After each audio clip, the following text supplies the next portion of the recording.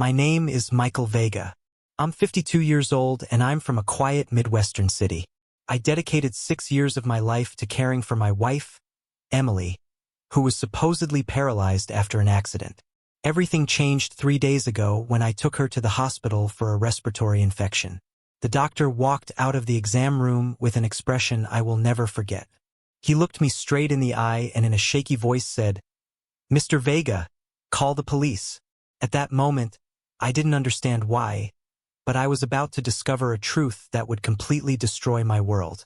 But before I continue with the story, please hit that like button, subscribe to the channel, and comment where you're watching from. Your support is crucial. If you asked me what my life was like before that day, I'd tell you it was a routine of sacrifice and devotion. Every morning, I woke up before dawn, my body aching from sleeping in that uncomfortable armchair next to her bed. Despite the exhaustion, the first thing I did was smile at her. "Good morning, my love," I'd say as I prepared everything for her morning wash. Today is Tuesday, full bath day. My life had become a series of meticulously organized routines. Emily's bath required heating the water to the exact temperature, preparing the towels, the neutral soap that wouldn't irritate her sensitive skin, and placing the portable bathtub next to the hospital bed we had installed in the living room. Everything had to be perfectly organized before I began. "Let's get you out of these pajamas, honey."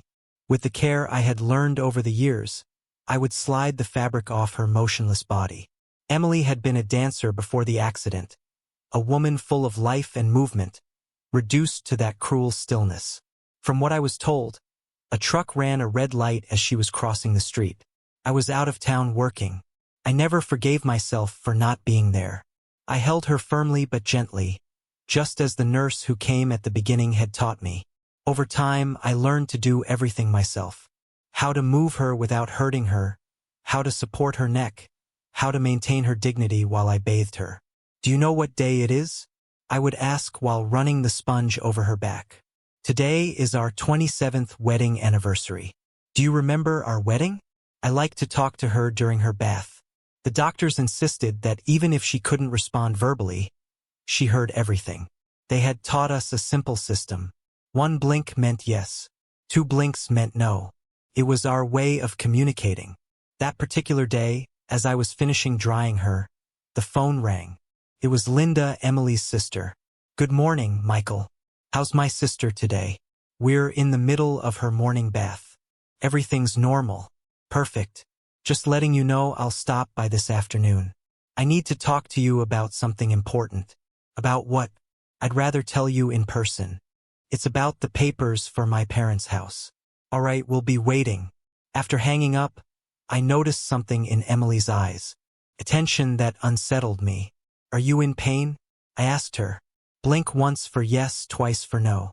2 slow blinks. There was no physical pain, but something was bothering her. "Linda is coming later. I'm sure you'll be happy to see her." As soon as I mentioned her sister, I thought I saw a flash of fear in her eyes. I chalked it up to my imagination. After so many years of caregiving and sleepless nights, sometimes I saw things that weren't there. While I was feeding her breakfast, oatmeal with honey and orange juice, all blended as the doctors instructed, someone knocked loudly on the door. "Who is it?" I shouted from the living room. "It's David, Emily's cousin. I need to talk to you, Michael." David, the awkward cousin who always showed up at the worst times with his business proposals that never benefited anyone but himself. "Give me a minute," I replied with resignation. I wiped Emily's mouth and whispered that I'd be right back. When I opened the door, David walked in without waiting for an invitation, impeccably dressed as always, with that air of superiority that irritated me so much. "Michael, you look terrible. Can we speak in private? Emily is having breakfast. Say what you have to say, and make it quick." He stepped closer, lowering his voice. "I'm here to talk about Uncle Robert's inheritance." "The inheritance? What does that have to do with me?" "Everything. Robert left a considerable trust fund for Emily on the condition that it be used for her treatment. Listen, Michael, I see you every day taking care of my cousin, wasting your life. That money could be put to better use. It's being used for what Robert wanted. Emily's care. Yes, but there are experimental treatments overseas. Could I cut him off immediately? There is no we, David. That money is for Emily, and I decide how it's used based on medical recommendations. You're stubborn. Think about it. With a portion of that trust, we could invest in a specialized clinic that I would manage. Emily would have the best care, and you could finally get some rest. I stared at him, holding back my irritation. A clinic that you would manage?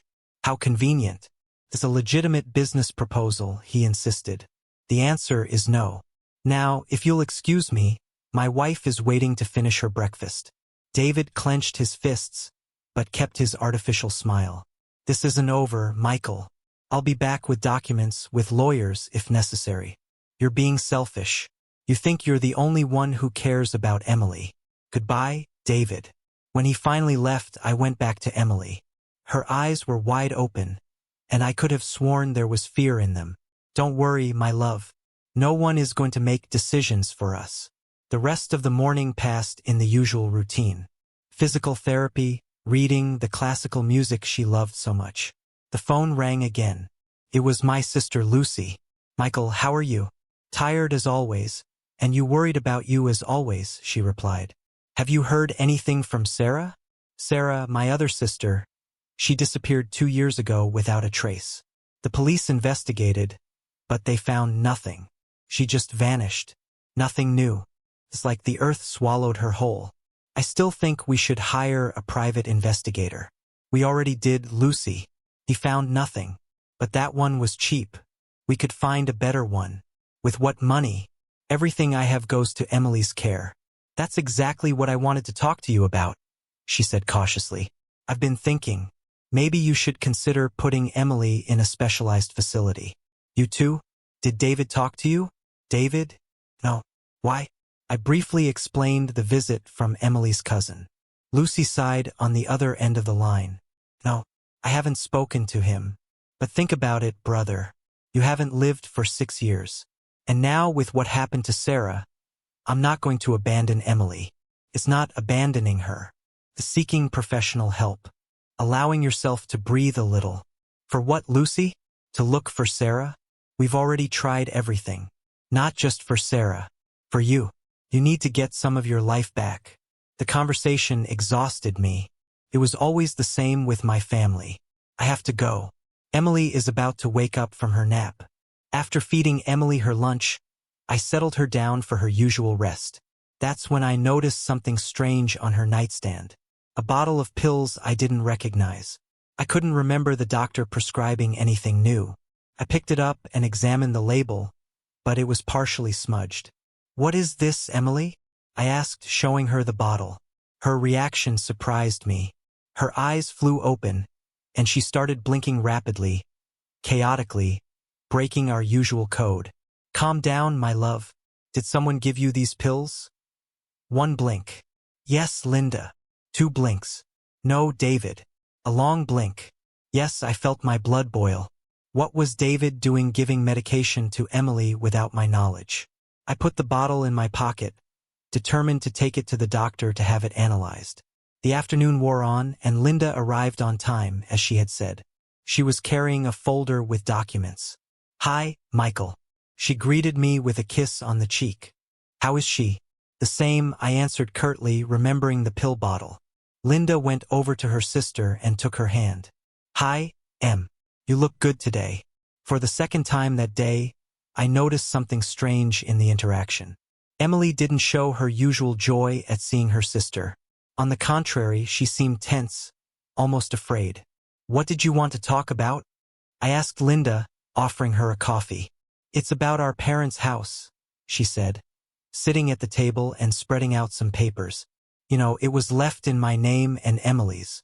With the situation as it is, I think we should sell it. Sell it? But that house has sentimental value for you both. Sentiment doesn't pay the bills, Michael. Besides, the money would be good for better treatments for Emily. Here we go again.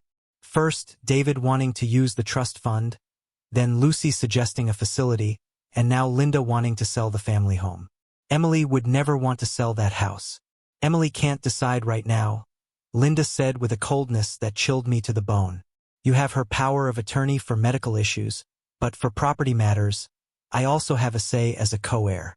We'd need to consult with a lawyer, I replied. Buying time. I already did. Here are the preliminary documents for the sale, she said, pushing the papers toward me. I just need your signature as Emily's legal representative for the initial proceedings. I looked at the papers without touching them. Something wasn't right. First, David with his sudden interest in the trust. Now, Linda wanting to sell the house so urgently. I'll have to review them carefully and consult with my own lawyer. There's no time for that, Michael. I have an interested buyer offering an exceptional price, but only until the end of the month. I'm sorry, Linda, but I'm not signing anything today. Her face transformed for an instant. I saw something I had never seen in her, a contained, almost animalistic fury, but she quickly regained her composure. As you wish, but think it over. The money would be good for all of us. Before leaving, Linda leaned over to Emily to say goodbye. She whispered something in her ear that I couldn't hear. My wife's expression changed subtly. When we were alone, I sat beside her. What did Linda say to you? Emily started blinking rapidly, agitated. Easy, my love. Slowly. Did she threaten you? One blink. Yes. A shiver went down my spine. Does it have to do with selling the house? Two blinks. No, with your uncle's trust fund. One blink. Yes, something serious was happening between David, Linda, and those mysterious pills. I felt that Emily was in danger. But how could I protect her if I didn't even understand what this was all about? That night, while Emily slept, I reviewed the documents Linda had left. It wasn't just a proposal to sell the house. Among the papers was a forged power of attorney with my signature authorizing Linda to manage all of Emily's assets, including the trust fund. The date on it was from 3 months ago. Someone had forged my signature. With trembling hands, I found my phone and called Dr. Mendes, Emily's primary care physician. I'm sorry to call so late, doctor, but this is urgent. I need Emily to be examined tomorrow morning. Has her condition worsened? No, I don't know. I found medication I don't recognize, and there are strange situations with her family. I understand, Michael. Bring her in first thing in the morning.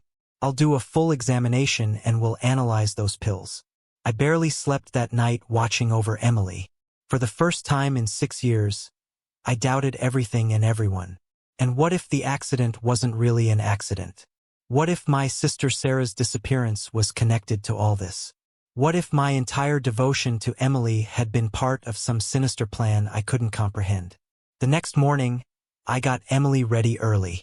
I explained that we were going to the hospital for a routine checkup. As I dressed her, I thought I saw a tear slide down her cheek. Don't be afraid, my love. I'm going to protect you. The drive to the hospital was tense. Every red light reminded me of the supposed accident that had left my wife in this state. Every curve made me think of all the twists and turns of the last 6 years. When we arrived, Dr. Mendes greeted us personally. He examined Emily in detail while I waited nervously, clutching the pill bottle in my pocket like a silent piece of evidence that something was wrong. I need to run some blood tests and some neurological studies, the doctor told me after the initial checkup. It will take a few hours. You can wait in the family lounge. While I waited, I called my lawyer to tell him about the forged documents. He assured me we would file a formal complaint that same afternoon. The hours passed slowly. I saw nurses coming and going from Emily's room. At one point, Dr. Mendes came out, accompanied by another doctor. They both looked at me with an expression I couldn't interpret. Dr. Mendes approached slowly. Mr. Vega, we need to talk. His voice sounded strange, as if he was struggling to find the right words. We found something disconcerting in your wife's tests. What is it? Is she worse? Dr. Mendes took a deep breath before answering. Michael, call the police right now. The doctor's words echoed in the hospital corridor like a gunshot. My mind couldn't process them. The police? Why? What's wrong with Emily? Dr. Mendes looked at his colleague, a neurologist according to his lab coat, and then led me into a small consultation room. He closed the door behind us. What I'm about to tell you is difficult to explain, he began, rubbing his temples. We've run various tests on your wife. Electromyos and MRI, complete blood work, and the anxiety was eating me alive. Your wife isn't paralyzed, Mr. Vega. The room seemed to spin around me. I grabbed the edge of the table to keep from falling. That's impossible. She hasn't moved in 6 years. I bathe her. I feed her. I listen to me, the neurologist interrupted. The tests are conclusive. There is no damage to her spinal cord. There is no atrophy corresponding to 6 years of immobility. Her muscles show signs of recent use. But I see her every day. She doesn't move. She can't speak. We communicate with blinks, for God's sake. Dr. Mendes placed a folder on the table and opened it. Contained the test results. We also found traces of substances in her blood, benzodiazepines, mainly in controlled doses, enough to create the appearance of paralysis, but not so much as to endanger her life. I collapsed into a chair, unable to process what I was hearing. Are you saying that Emily has been faking for 6 years? Not exactly faking, the neurologist clarified. She's being systematically drugged, but not enough to cause actual paralysis. Someone is keeping her in that state, and she seems to be cooperating. The pills? I mumbled, pulling the bottle from my pocket with trembling hands. I found this on her nightstand. I didn't recognize the medication. Dr. Mendes took the bottle and examined it. These were not prescribed by me or any doctor at this hospital. We need to analyze them, but from the looks of it, they could be part of the cocktail of drugs we found in her system. Who has been giving her this? I asked, though deep down I already knew the answer. The police will have to determine that, Dr. Mendes replied. For now, we have stopped all medication. If our diagnosis is correct, she should start to regain mobility naturally within a few hours. I want to see her, I demanded, standing up. First, we need to call the authorities. This is a case of possible medical abuse, maybe even attempted murder. Murder? The word hit me like a sledgehammer. The substances we found administered over such a long period could have caused permanent damage. It's a miracle she hasn't developed severe kidney or liver problems. We called the police from the office phone. While we waited, Dr. Mendes continued to explain the situation. The preliminary analysis of her blood shows a very specific medication pattern. Someone has been dosing her with almost professional precision, enough to keep her docile, but not so much that the symptoms would be obvious in our routine checkups. I brought her for checkups every 2 months, I said, feeling my world fall apart. How did you not notice before? Because someone likely adjusted the doses before the checkups. The levels would drop just enough for the symptoms to seem consistent with her supposed condition. Besides, he hesitated for a moment. Her medical appointments have been very spread out this past year. Linda managed them, I muttered, remembering how Emily's sister had offered to help me with the appointments. She said it would let me get more rest. 2 police officers arrived in less than 15 minutes. A woman in her 40s, Detective Miranda Suarez, immediately took control of the situation. I need you to explain everything from the beginning, Mr. Vega, she said after the doctors presented her with the clinical findings. How did your wife's supposed accident happen? Took me a few minutes to gather my thoughts. 6 years of my life seemed to be dissolving before my eyes. I was out of town in Chicago on business. I owned a small craft business. I got a call from Linda, Emily's sister. She told me Emily had been in an accident. A truck had run a red light and hit her as she was crossing the street. Did you see the police report from the accident? No. Linda took care of everything. When I got to the hospital, Emily was already unconscious. The doctors. I looked at Dr. Mendes. Not Dr. Mendes, but the doctors who initially treated her. They told me she had suffered spinal cord damage, that she would never walk again. Do you remember which doctors treated her? Dr. Valenula was the main one. I don't think he works at this hospital anymore. Dr. Mendes chimed in. Valenula resigned about 4 years ago. He moved abroad, I believe. The detective took a note and continued. Who else was involved in your wife's care? First, a nurse named Laura came. She taught me how to care for her. After a few months, Linda said it was an unnecessary expense that I already knew how to do everything. There was also David, Emily's cousin. He would show up from time to time, supposedly to help, but he always ended up talking about the trust fund Emily's uncle had left for her care. Detective Suarez leaned forward. Tell me about this trust fund. Emily's uncle, Robert, left her a considerable trust, about $3 million, exclusively for her medical care in case of serious illness. After the accident, as her husband and legal guardian, I had access to that money only for medical expenses. Who was the trustee of the fund? I was along with a notary and attorney named Morales. Any withdrawal needed my signature and his. And the family home you mentioned, the one Linda wanted to sell, it's a property in the historic downtown. It's probably worth $5 million, maybe more.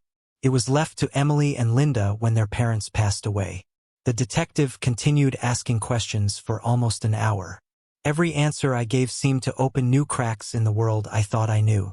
One last question for now, she said finally. You mentioned your sister Sarah disappeared 2 years ago. Can you give me more details? A lump formed in my throat.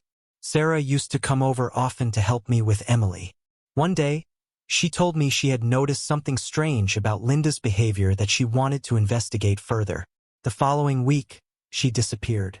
She left a note saying she needed time for herself, that she was going to the coast for a while, but she never contacted us again. And you didn't find that suspicious? Of course I did. I hired a private detective, but he found nothing. The police said she was an adult who had decided to leave of her own free will, that there were no signs of foul play or reason to suspect a crime. The detective closed her notebook. Mr. Vega, we are going to reopen the investigation into your sister's disappearance. And now I need to speak with your wife. My heart skipped a beat. Can I be there? I'd prefer to speak with her alone first. According to the doctors, she should be regaining her ability to communicate. Dr. Mendes intervened. Actually, I think it would be better if Mr. Vega were present. The patient might feel safer. The detective reluctantly agreed. When we entered Emily's room, I was surprised to see her with her eyes open, more alert than I had seen her in years. Our eyes met. I didn't see the love I expected or even guilt. I saw fear, a deep animalistic fear. Mrs. Vega, I'm Detective Miranda Suarez. Can you understand me? Emily nodded slightly. That simple gesture took my breath away. For 6 years, she had only responded with blinks. Dr. Mendes informs me that you should be able to speak soon. Once the effects of the medication wear off completely, the detective continued. In the meantime, you can respond with gestures. Do you know who has been giving you these substances? Emily stared at me, then looked away toward the detective. She nodded again. Was it your sister, Linda? Another nod, more decisive this time. Was anyone else involved? Emily nodded again. David, your cousin? A nod. Anyone else? Emily closed her eyes for a moment as if gathering strength. When she opened them, her lips trembled. She slowly mouthed a word, silent but perfectly legible. Valenula, the doctor who had treated her initially. The one who had diagnosed her paralysis. The one who had disappeared 4 years ago. The detective checked her watch. I'm going to leave a patrol car guarding your room, Mrs. Vega. And I'll need some officers to go to your house, Mr.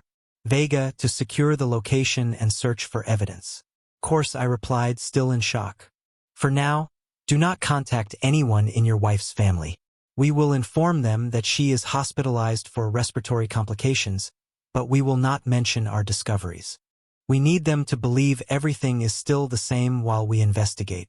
When the detective left, I was alone with Emily. The silence between us was heavy as lead. I approached her bed, unsure of what to say, how to act in this new reality. Emily, why? It was the only thing I could manage to say. She looked at me with eyes full of tears. She moved her lips trying to speak. Finally, in a voice from years of silence, she whispered, Sarah. The name of my missing sister on her lips sent a chill down my spine. What do you know about Sarah? I asked, leaning toward her. They killed her. I felt the floor open up beneath my feet. A nurse came in at that moment, interrupting us. She was there to check Emily's vital signs. I need you to step out for a moment, sir, she asked. We're going to clean her up and run a few more tests. I stumbled out into the hallway, staggering like a drunk man. I leaned against the wall trying to breathe. Sarah dead. Emily faking. 6 years of my life dedicated to a lie. And I still didn't understand why. Dr. Mendes came over with a glass of water. You should go home and get some rest, Michael. There's been too many emotions for one day. I can't leave her, I replied. What if they try to hurt her? There are police officers on guard and will be watching closely. Go pack some things and come back. We'll set up a more comfortable chair for you so you can spend the night. I finally agreed. I needed fresh air and time to think. Besides, I had to accompany the police who were going to search my house. The drive home was surreal. The same streets I had driven down that morning with a paralyzed Emily now seemed to belong to a different reality. When I arrived, officers were already waiting at the door. While they searched the house, I started packing some things for Emily and for me. Clean clothes, toiletries, the book I had been reading to her. Mechanical acts that helped me not to think too much. In the bedroom that had been ours before the hospital bed in the living room became the center of our existence, I found a small key hidden at the bottom of my sock drawer. I didn't remember ever seeing it before. One of the officers approached me. Do you know what this key opens, Mr. Vega? I have no idea. We examined it together. It was small, probably for a safe deposit box or a padlock. The officer photographed it and put it in an evidence bag. Can I check your sister-in-law's belongings? The officer asked. Linda's? She doesn't live here. I mean, anything she might have left behind when she visited. Oh, right. She sometimes used the guest room this way. We found nothing unusual in the guest room until the officer looked under the bed and pulled out a small suitcase. Do you recognize this? No, I replied. There shouldn't be anything under that bed. I clean it regularly. We opened the suitcase. Contained documents, an old cell phone, and something that made my blood run cold. Sarah's favorite bracelet, a gift I had given her for her birthday years ago. The officer immediately called Detective Suarez to inform her of the discovery. Meanwhile, we turned on the phone. The battery was almost dead, but it worked. In the photo gallery, we found images that chilled me to the bone. Sarah, clearly beaten, tied to a chair. And next to her, smiling for the camera, were Linda and David. Oh my God! I muttered, feeling like I was going to be sick. The officer gently took the phone from my hands. This is crucial evidence, Mr. Vega. I need you to remain calm. But calm was impossible. The images were burned into my mind. My sister. She's really dead, isn't she? The officer didn't answer, but his eyes said it all. When I finally returned to the hospital, it was almost dusk. Detective Suarez was waiting for me. We've issued arrest warrants for Linda Hernandez and David Rojas, she informed me. And we're searching for Dr. Valenzuela through Interpol. Have you found anything about my sister? Not yet, but the photos are damning. We're expanding the search perimeter. Can I see Emily now? Yes, but there's something you should know. She started to speak more clearly. What she's saying is disturbing. What is she saying? It's better if you hear it from her. But prepare yourself, Mr. Vega, this goes much deeper than we ever imagined. I entered the room with my heart pounding in my chest. Emily was sitting up in bed, awkwardly holding a glass of water. When she saw me, her eyes filled with tears. Michael, she whispered in a weak voice. Forgive me. I had no choice. I slowly approached and sat on the edge of her bed. Why, Emily? Why 6 years of this sham? What happened to Sarah? Emily closed her eyes for a moment, as if gathering her strength. When she opened them, I saw a determination in them I had never seen before. It all started with my uncle's trust fund, she began. But it turned into something much worse. Linda and David didn't just want the money. They wanted to make us disappear. All of us. I sat beside her trying to process what she was saying. The hospital room with its white walls and smell of disinfectant seemed like an unreal stage for such a confession. Make us disappear. Why? I asked. Emily took another sip of water. Her hands were still shaking, but her gaze had become firm, determined. My parents' house. It's not just a property in the historic downtown. There's something more. Something my father hid before he died. What? Documents. proof of David's illegal business dealings with local politicians, fake contracts, bribes, money laundering. My father was an accountant and he discovered everything. He hid them as a life insurance policy, but he died before he could use them. And Linda, your own sister, is involved in this. Emily nodded slowly. Linda always envied what I had. My marriage, our father's affection. When he died and David told her about the hidden documents, she saw her chance. They planned the fake accident to control the trust fund, keep me drugged, and quietly search for the documents in the house. But the house was left to both of them, I reasoned. Linda could go in whenever she wanted. It's not that simple.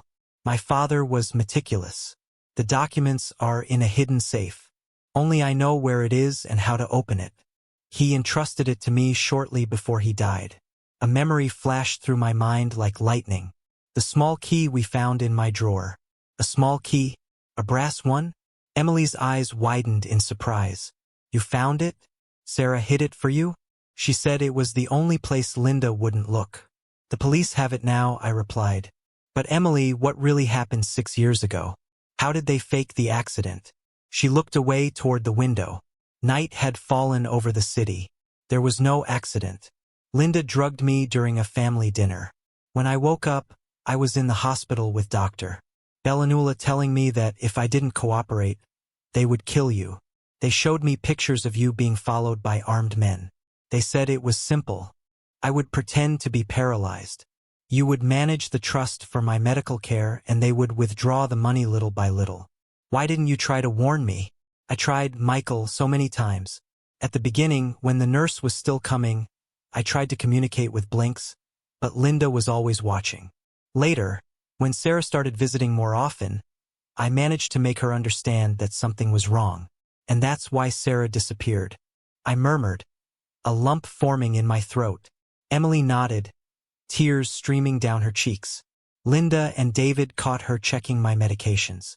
They kidnapped her. They showed me pictures of her beaten to keep me quiet. They told me if I didn't play along, I'd be next. My God, Emily. I took her trembling hand in mine. And Dr. Vanula. He forged all the diagnosis. He was in on it from the beginning. He received a cut of the trust fund as specialized consultations. When he got too greedy, they sent him abroad.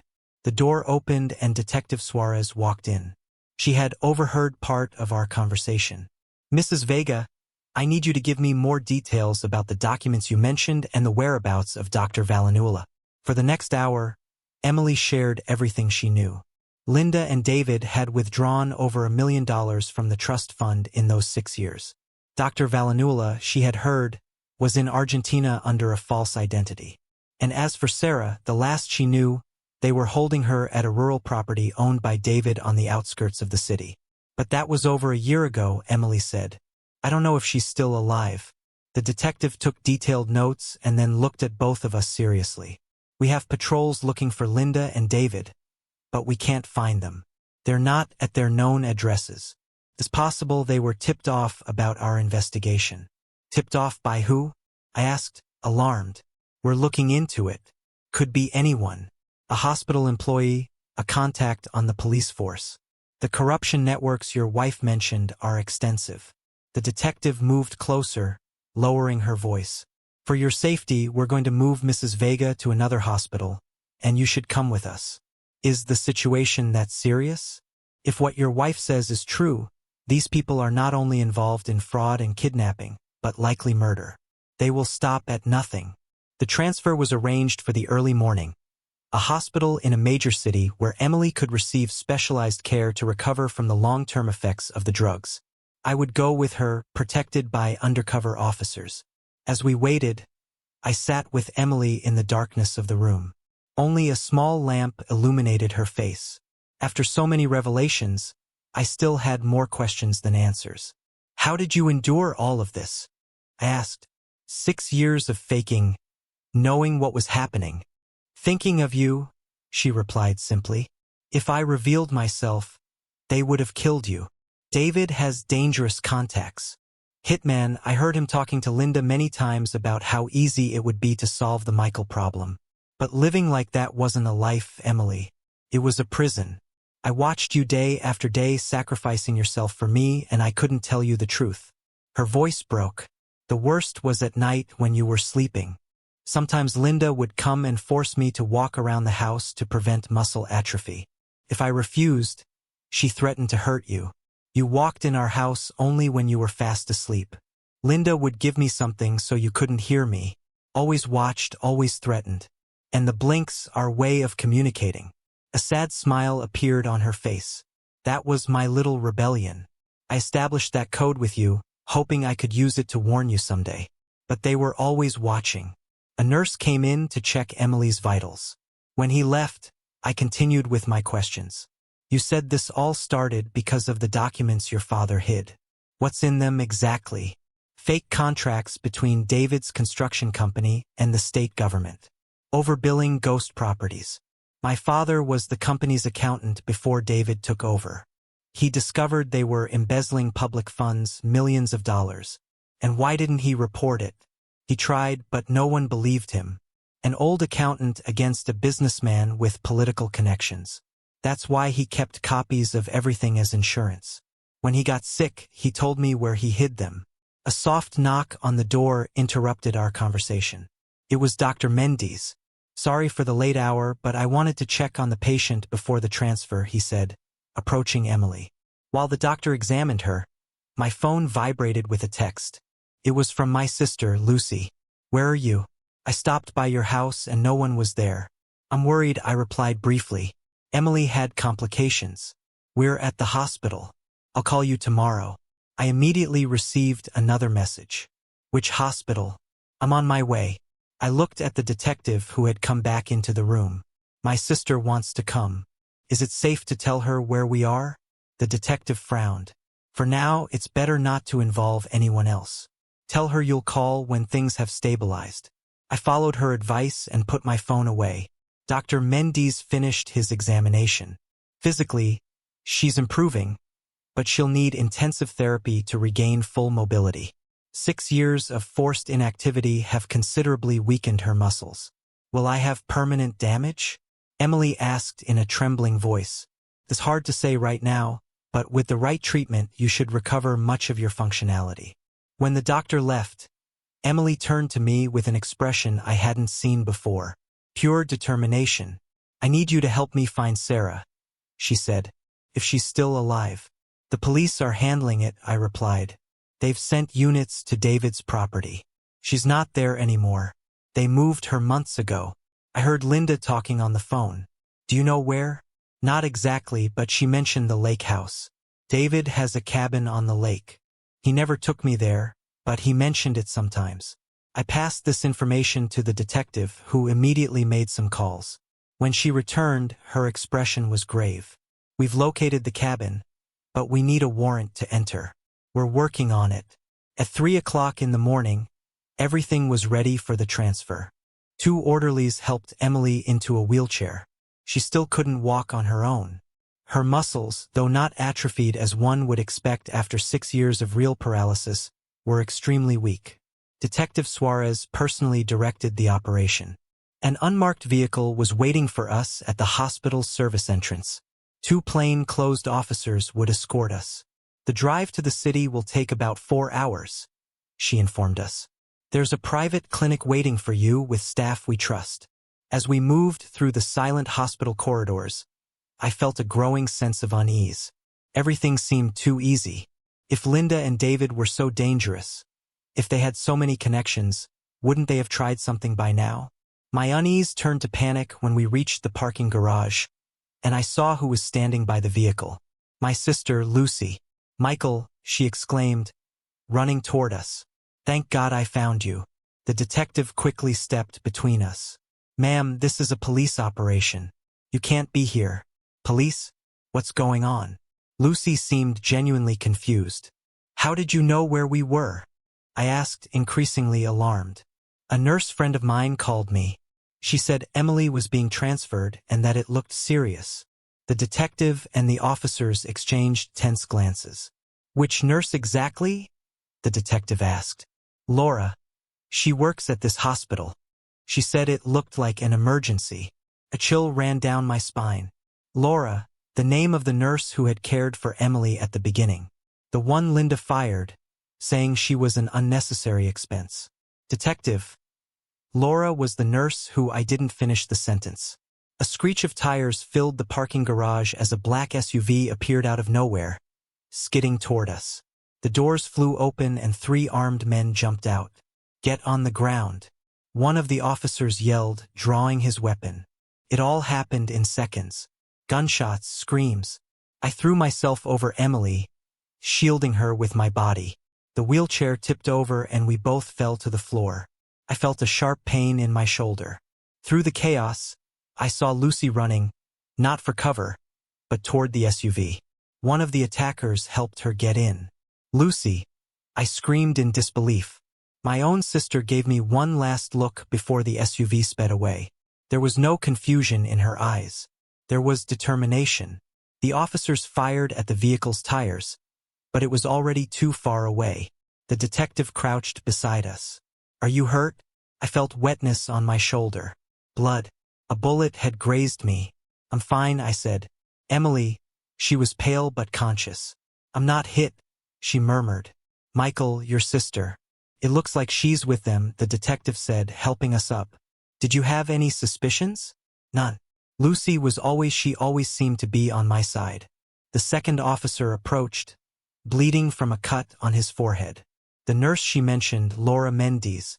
I just confirmed she hasn't worked at this hospital in 5 years." The detective cursed under her breath. "We have a serious leak. Change of plans. We're not going to the city." They quickly led us to another vehicle hidden in a different part of the garage. A paramedic patched up my shoulder. "Where are we going now?" I asked as the car started. "To a safe house," the detective replied. "And I need you to tell me everything you know about your sister, Lucy." During the drive, I tried to process Lucy's betrayal. How long had she been involved? Was she part of the plan from the beginning? I remembered her constant suggestions to put Emily in a home. Her insistence that I needed a break. It wasn't concern. It was part of the plan. "Lucy managed my schedule for the last year," I said, suddenly remembering. "She offered to help me with Emily's appointments, the bills, everything. She had access to all our information." The detective nodded grimly. "The circle is closing. A complete family operation." "But why?" The question escaped my lips, almost like a lament. Emily, who had been silent, spoke in a weak voice. "The documents my father hid. They don't just implicate David. There are more people involved. Important politicians, businessmen, millions of dollars in fraudulent contracts." She paused and looked directly at me. "Lucy's name is in those documents, Michael. She was the link between David and the officials." The revelation hit me like a sledgehammer. My own sister, whom I had always considered honest and hardworking, was part of a corruption ring that had destroyed our lives. "You knew this from the beginning?" I asked Emily. I found out later from conversations I overheard between Linda and David. At first, I thought the goal was just the trust fund. Then I understood it was much bigger. The vehicle stopped in front of an anonymous building on the outskirts of the city. It looked like an abandoned warehouse, but inside were makeshift offices and agents at work. "Tactical Operations Center," the detective explained. "You'll be safe here while we organize the raid on the lake cabin." A medic tended to my wound while Emily was settled on a cot. Her face showed exhaustion but also relief.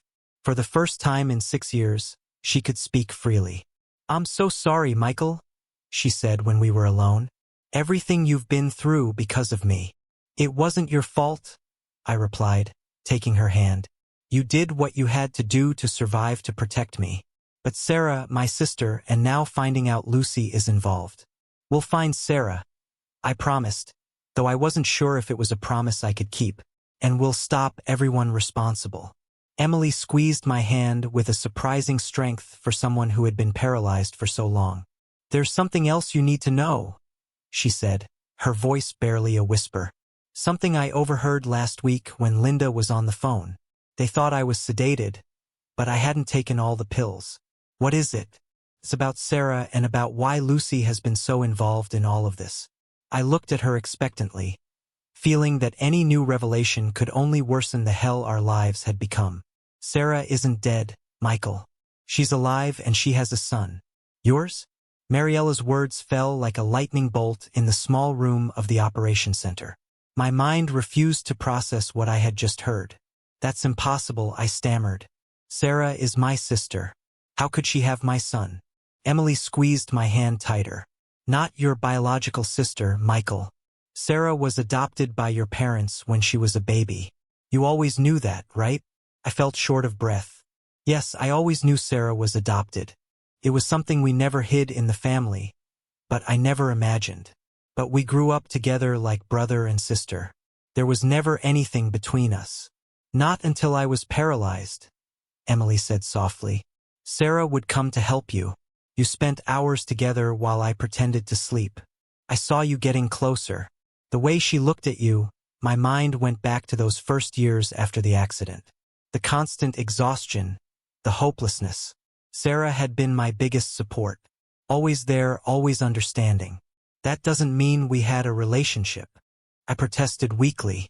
The night before she disappeared, I heard you. I was in the living room supposedly asleep. You were in the kitchen. Sarah confessed her feelings for you. She said she had always loved you beyond your adoptive relationship. I remembered that conversation. I had been so confused, so vulnerable. Sarah had hugged me, comforting me for my wasted life caring for Emily. And then that one kiss that changed everything. It was only once, I muttered. I was broken, confused. I never thought there could be a child. The next day, Sarah disappeared. Emily continued. Linda and David kidnapped her, but not because she discovered my medication like I told you before. It was because she confessed to them that she was pregnant. With your child? Why didn't you tell me sooner? I asked, feeling a mix of confusion and rage. Because I just found out a week ago. Linda was on the phone. She said the kid was almost 2 years old and that Lucy wanted to get rid of the mother to keep him. Detective Suarez walked in at that moment, interrupting us. Her face showed a mix of urgency and triumph. We have the warrant for the lake cabin, and they just confirmed there's recent activity there. Lights on. Several vehicles. I stood up immediately, forgetting the pain in my injured shoulder. I need to go with you. Impossible, Mr. Vega. This is a police operation. My sister is there. And possibly. I looked at Emily, who nodded slightly. Possibly my son, too. The detective frowned. Your son? What are you talking about? I quickly explained the situation. The detective listened with a straight face, but I could see the surprise in her eyes. That complicates things, she said finally. But my answer is still no. It's too dangerous. If there's a child involved, my presence could help, I insisted. Sarah would trust me. The boy will need a familiar face. After a heated argument, the detective partially relented. You can accompany us, but you will stay on the outer perimeter with the paramedics. Only if we secure the scene and determine it's safe will we allow you to enter. Emily tried to sit up. I'm going to oodly not, I said. You can barely move. You need to rest and recover. I've been resting for 6 years, Michael, she said with bitter irony. Besides, I know Linda better than anyone. I know how she thinks, how she reacts under pressure. We finally agreed that Emily would come with us, but she would remain in the vehicle with police protection. The operation launched immediately. For unmarked police vehicles, tactical officers, snipers. The lake cabin was an hour away. During the drive, Emily told me more details. She had overheard. Linda always wanted a child, but couldn't have one. When she found out Sarah was pregnant, she saw her chance. The plan was to hold her captive until she gave birth, then eliminate her and keep the child. And Lucy, how does she fit in? Lucy is the connection to the corrupt politicians. From what I understood, she and David have been lovers for years. It was her idea to use my fake paralysis to control the trust and keep you busy while they searched for the documents. Where are those documents exactly? In a hidden safe in the fireplace of my parents' house. The key you found is part of the combination. You need that key and a numerical sequence that only I know. The detective sitting in the front seat listened intently. Those documents will be crucial for the case, she said. But right now, Our priority is rescuing the hostages. As we approached the lake, the night began to give way to the first rays of dawn. David's cabin was in an isolated area, surrounded by trees with direct access to the water. The vehicles stopped about 500 yards from the property. The tactical officers began to deploy silently into the woods surrounding the cabin. From our position, we could see lights on inside and 3 vehicles parked outside. The black SUV from the shootout, a gray sedan, and a red truck I recognized immediately. "That's David's truck," I whispered. The detective nodded and gave the final instructions over the radio. The plan was simple. Snipers would cover all exits while the tactical team entered from 3 different points simultaneously. "Remember, we have confirmed presence of at least 1 minor," the detective said. Extreme caution. I watched with my heart and my throat as the officers moved toward the cabin. The silence was absolute, broken only by the occasional chirp of an early bird. Emily held my hand tightly. Suddenly, a scream came from inside the cabin, followed by the sound of breaking glass. "Go, go, go!" the detective ordered into her radio. It all happened in seconds. The officers stormed the cabin. There were shouts, commands, and then gunshots. 2, 3 dry pops. "Oh my God!" Emily exclaimed, clutching my arm. The next few minutes were agony. Finally, an officer's voice came over the radio. "Perimeter secure. 2 suspects neutralized. 1 suspect wounded. 2 hostages unharmed." I repeat, 2 hostages unharmed. The detective turned to us. "Wait here until I give the signal." She quickly got out of the vehicle and ran toward the cabin. Emily and I sat in silence, too shocked to speak. After what felt like an eternity, an officer approached and opened our door. "You can come in now. Be careful." I helped Emily out of the vehicle. She still needed support to walk, but her determination gave her strength. We walked slowly toward the cabin where Detective Suarez met us.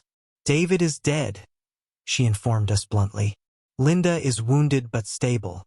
Lucy surrendered without a fight. And Sarah?" I asked, my voice trembling. "The boy in the back room. They're okay. A medic is checking on them." We crossed the main room of the cabin, trying not to look at David's covered body or at Linda, who was receiving medical attention on the floor, guarded by 2 officers. Lucy was sitting in a corner, handcuffed, staring into space. As we walked past her, she looked up. "Michael," she said, her voice barely audible. I never meant for it to go this far. I didn't stop. There were no words for what I felt toward my sister in that moment. The back room was small but cozy, and there was Sarah sitting on a bed holding a small boy in her arms. When she saw me, her eyes filled with tears. "Michael," she whispered, "you came for us." The boy, about 2 years old, looked at me with curiosity. He had my eyes. There was no doubt, and Sarah's smile.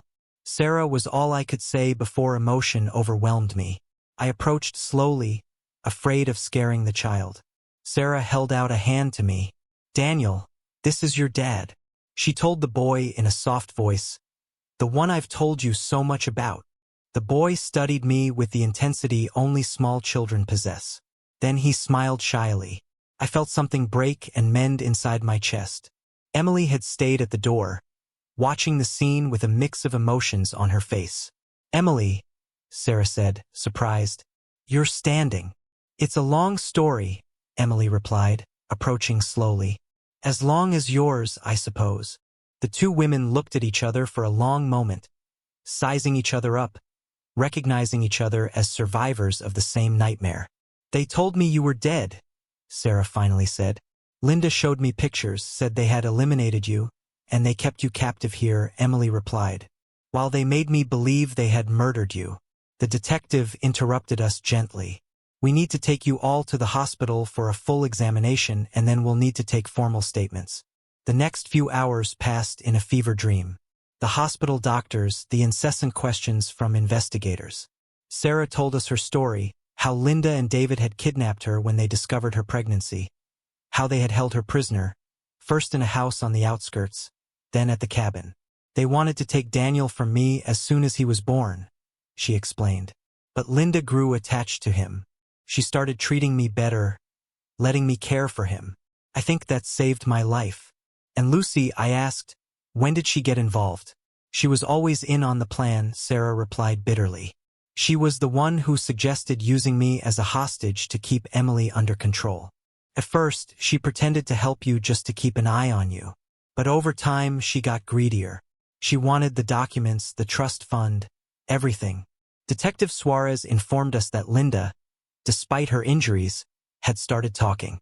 She was seeking a deal with the prosecutor's office in exchange for detailing the entire corruption network. She's given us big names, the detective said. State officials, businessmen, even a federal judge. This is going to cause a political earthquake in this city. 3 days later, when the doctors deemed us all stable, we returned to the city under police protection. Our first stop was Emily's parents' house, now cordoned off as a crime scene. Under Detective Suarez's supervision, Emily led us to the living room fireplace. She removed a specific stone from the inner lining, revealing a small compartment. There, using the key I had found in my drawer and a numerical combination she recited from memory, she opened a hidden safe. Inside was a thick folder with documents, USB drives, and photographs. All the incriminating material that Emily's father had collected over the years. With this, we can ensure everyone involved pays for their crimes, the detective said as she sealed everything as evidence. The following weeks were a whirlwind of court statements, medical therapies, and difficult decisions. Emily progressed rapidly with physical therapy, regaining the mobility she had pretended to lose for 6 years. Sarah and little Daniel were temporarily moved to a safe house protected by the prosecutor's office. A month after the rescue, the three of us, Emily, Sarah, and I met to talk about the future. It was a conversation we had postponed but could no longer avoid. The doctors say I'll be fully recovered in a few months. Emily began. I've been thinking a lot about what I want to do next. And what have you decided? I asked cautiously. I'm going to sell my share of the family house and move to a big city. I have an offer to teach contemporary dance at an academy. She paused, looking at me directly. I want a fresh start, Michael, with no ties to the past. I understood what she was telling me. She wasn't asking me to go with her. Emily, she held up a hand, stopping me. You don't have to say anything. These 6 years have changed us both. I was pretending to be paralyzed, but in reality we were both trapped. She looked at Sarah, then at me. Now we are all free to choose. Sarah, who had been silent, spoke softly. I don't want to get between you two. What happened between us, Michael, was under extraordinary circumstances. I don't expect anything. But Daniel is my son, I replied. And you? You're important to me, Sarah. You always have been. I know. And Daniel needs his father. But I don't want you to be with me out of obligation. Emily slowly stood up, leaning on her cane. I think you two need time alone to talk. Wait, I asked her. I don't want you to leave like this after everything we've been through together. She smiled with a mix of sadness and serenity. I'm not saying goodbye, Michael. I'm just giving you space to figure out what you really want, what we both want. After Emily left, Sarah and I sat in silence for a long time. Finally, she took my hand. What are we going to do, Michael? I don't know, I answered honestly. But I want to be a part of Daniel's life and I want to see where this leads us. Sarah. Without guilt, without pressure. 6 months later, life had found a new balance. Emily kept her word and moved to the city where her career as a dance teacher was flourishing. We kept in touch, a cautious friendship that was slowly healing the wounds of the past. Sarah, Daniel, and I moved into a small house on the outskirts of the city. We started slowly rediscovering each other, building an unconventional but loving family. The ghosts of our shared history still visited sometimes, but they grew fainter every day. Linda was sentenced to 30 years in prison for kidnapping, fraud, and conspiracy. Lucy received a lesser sentence, 15 years, thanks to her cooperation with the authorities. The corruption network they had woven with David was completely dismantled, bringing to justice officials and businessmen who thought they were untouchable. As for me, I went back to my old craft business, now with a small shop in the center of town. And every night when I tucked Daniel into bed and told him a story, I felt that despite all the pain and the lies, life had given me a second chance. The last time I saw Emily was at the opening of her dance academy. She was radiant, transformed. We hugged for a long time without words. We both knew that despite everything, our separate paths had led us to where we were meant to be. "Are you happy?" she asked before we said goodbye. "I am," I replied honestly. "And you?" "I'm learning to be," she said, smiling. "One day at a time. And that is my story." I cared for my paralyzed wife for 6 years until a doctor told me to call the police. What came next destroyed my world, but it also allowed me to rebuild it with truth, with pain, but finally with love. If my story moved you, subscribe to the channel for more testimonies that will leave you breathless.